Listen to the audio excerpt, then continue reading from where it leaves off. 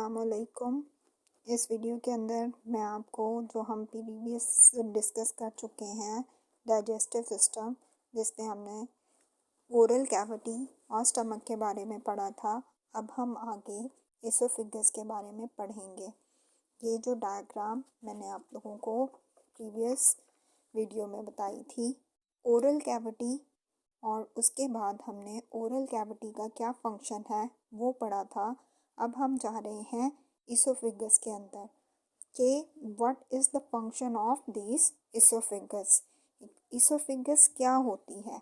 आप देख रहे हो कि ये एक लॉन्ग नैरो ट्यूब है जो क्या काम कर रही है कि ओरल कैविटी से फूड को किसके अंदर एंटर कर रही है? स्टमक के अंदर।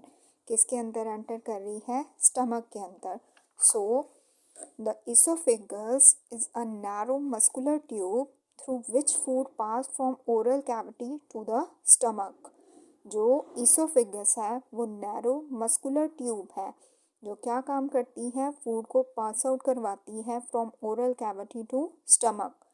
सो आगे नेक्स्ट हम पढ़ेंगे स्टमक के बारे में कि स्टमक क्या है। Stomach is a bag shape structure. It's wall secrete a liquid. इसकी वॉल जो है वो क्या सेक्रीट करती हैं? एक लिक्विड सेक्रीट करती हैं जिसको हम क्या कहते हैं? Gastric juice. गैस्ट्रिक जूस में हमारे पास 3 चीज़ होती हैं: hydrochloric acid, enzymes and water. Gastric juice consist of hydrochloric acid, enzymes and water. Muscular actions of stomach wall mix the food with enzymes and hydrochloric acid. Muscular actions of stomach walls, जो stomachs की wall है वो एक ऐसा action create करती हैं जिससे food के अंदर जो है वो enzymes and hydrochloric acid mix होता है। हाइड्रोक्लोरिक एसिड का क्या काम होता है? वो किल करते हैं जर्म्स को जो प्रेजेंट होते हैं फूड के अंदर। एंड एंजाइम्स क्या काम करते हैं कि वो लार्ज प्रोटीन्स पार्टिकल्स को किस में कन्वर्ट करते हैं? स्मॉल पार्टिकल्स के अंदर। द फूड जो है वो 4 आवर्स तक स्टमक के अंदर क्या करती है? स्टे करती है। और सेमी लिक्विड फूड जो है वो क्या हो जाती है? रिलीज हो जाती है किसके अंदर? स्मॉल इंटेस्टाइन के अंदर। आगे स्मॉल इंटेस्टाइन जो है वो कोलाइड मस्कुलर ट्यूब है। इसकी लेंथ जो है वो 6 to 7 मीटर लॉन्ग होती है।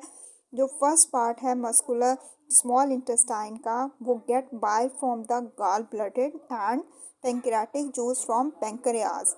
बाइल क्या होता है कि ये एक येलो और ग्रीनिश लिक्विड होता है जो कौन सेक्रेट करता है? लिवर। और वो किस में आके स्टोर होता है? वो गॉल ब्लडेड के अंदर स्टोर होता है।